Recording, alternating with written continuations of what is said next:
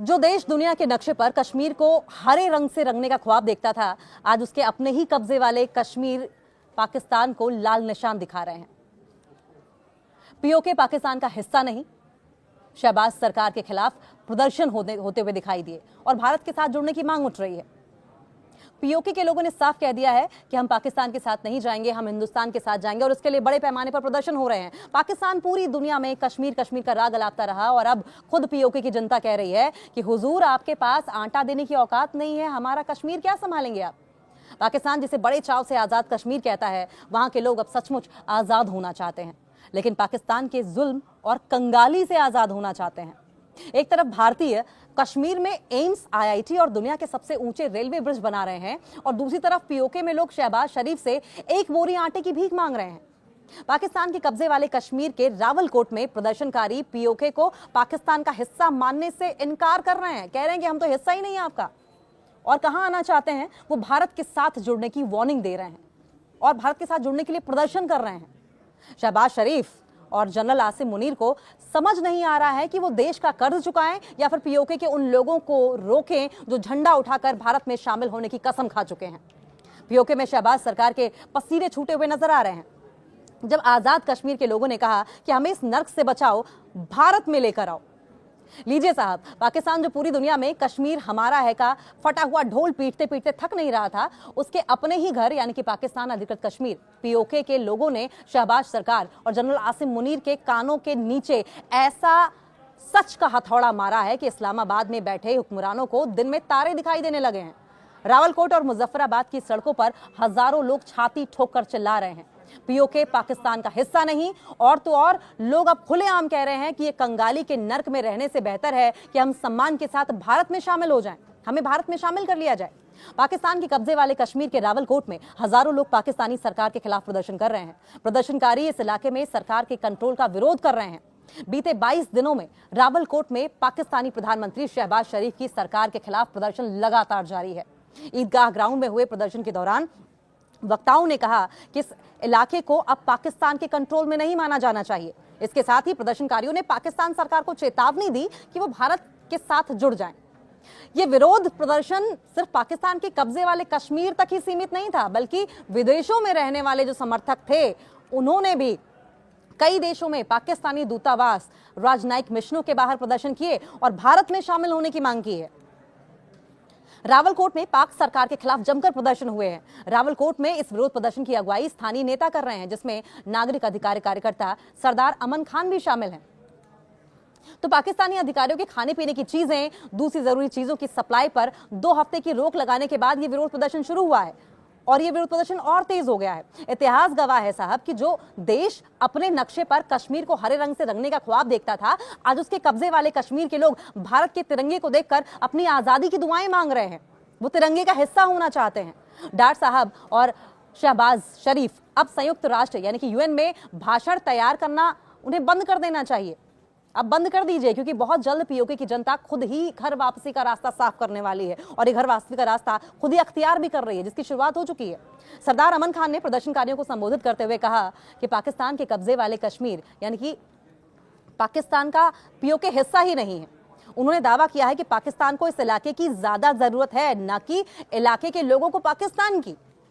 एक वीडियो में पाकिस्तान के कब्जे वाले कश्मीर के लोगों ने ऐलान किया है कि यहां के लोगों ने पाकिस्तान के सेना प्रमुख आसिम मुनीर को अपना सेना प्रमुख मानने से इनकार कर दिया है और कहा है कि वे किसी तानाशाही को बर्दाश्त नहीं करेंगे। और तो और लोग ये भी कहते नजर आए कि चोरी की जमीन पर मालिकाना हक जताने वाले पाकिस्तान को आज जोर का झटका लगा है, क्योंकि पीओके की जनता ने यह साफ कर दिया है कि हमारा मालिक इस्लामाबाद नहीं, नई दिल्ली है। हमारा मकान मालिक इस्लामाबाद नहीं, नई दिल्ली है। बहुत क्लियरली ये साफ तौर पर पीओके में उठ रहे आवाजों, हो रहे विरोध प्रदर्शनों में कहा गया है। भारत के साथ जुड़ने की मांग उठाई जा रही है। 9 जून से लाइन ऑफ कंट्रोल यानी कि एलओसी के पास एक अलग धरना प्रदर्शन चल रहा है। एक प्रदर्शन के दौरान खान ने अपने समर्थकों से कहा कि अगर खाने पीने और दूसरी चीजों पर पाबंदियां जारी रहीं तो इस इलाके के लोग मदद के लिए भारत की ओर देखेंगे। सरदार अमन खान ने कहा कि भारत से मदद मिलने पर इलाके के राजनीतिक हालात बदल जाएंगे और इस्लामाबाद पर दबाव बनेगा।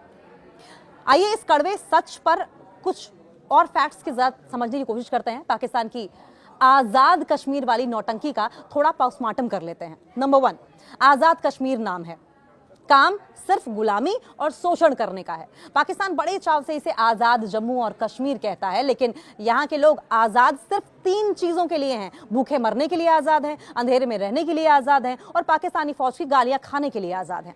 Jammu Kashmir joint Awami action committee यानी कि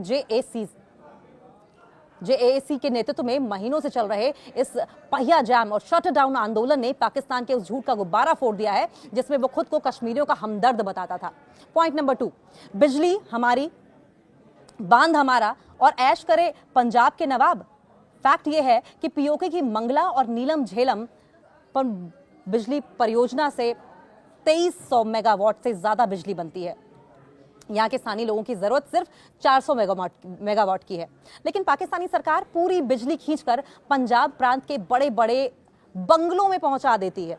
पीओके की बिजली, पीओके का पानी, पीओके का इंफ्रास्ट्रक्चर और बिजली कहां जाती है?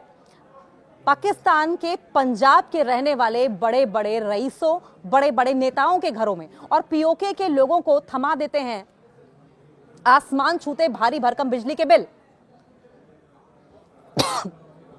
और सिर्फ बिजली के बिल थमाए जाते हैं, जबकि सच ये है कि 18-18 घंटे का पावर कट वहां होता है, लोगों को बिजली मिलती ही नहीं है। जब जनता ने कहा कि हुजूर हमारी बिजली हमें ही सस्ते दे दो, तो शहबाज शरीफ ने उन्हें गद्दार और आतंकवादी घोषित कर दिया। वाह भाई, चोरी ऊपर से सीना जोरी। और कोई बड़ी बात नहीं, कोई नई बात नहीं पाकिस्तान के लिए। पॉइंट नंबर 3, आटे की बोरी के लिए गुरिल्ला युद्ध हो रहा है वहां पर। आर्थिक तंगी से जूझ रहे पाकिस्तान की हालत यह है कि पीओके में गेहूं और आटे की भारी किल्लत है। लोग रोटी के लिए तरस रहे हैं। जब 2025 में हुए समझौते के तहत लोगों ने सस्ता आटा और बुनियादी सब्सिडी मांगी तो सरकार वादे से मुकर गई। अब लोग सड़कों पर पाकिस्तानी सुरक्षा बलों को दौड़ा दौड़ा कर पीट रहे हैं। पाकिस्तानी सेना को दौड़ा दौड़ा कर मारा जा रहा है।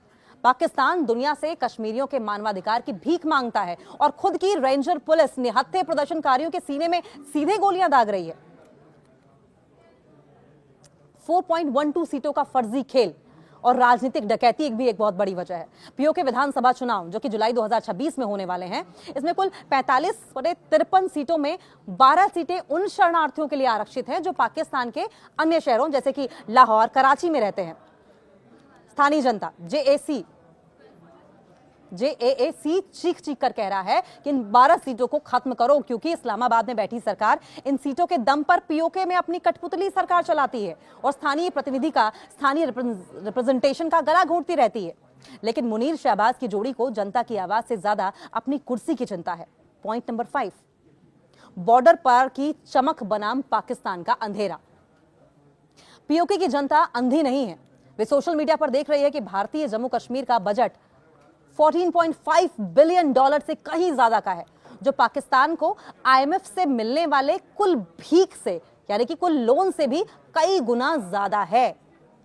भारतीय कश्मीर में दुनिया का सबसे ऊंचा चिनाब रेलवे ब्रिज बन रहा है। आईआईटी, आईएम, एम्स खुल रहे हैं और लाखों पर्यटक यहां आ रहे हैं, जबकि पीओके में रोजगार के नाम पर सिर्फ और सिर्फ पापा जी का ठुल्लू है, जो बहुत बड़े संसाधन है। और ये पीओके वासी ही कह रहे हैं। उन्हें चीन या सीपीईसी के हवाले कर दिया गया, चाइनीज कॉलोनी बनाई जा रही है।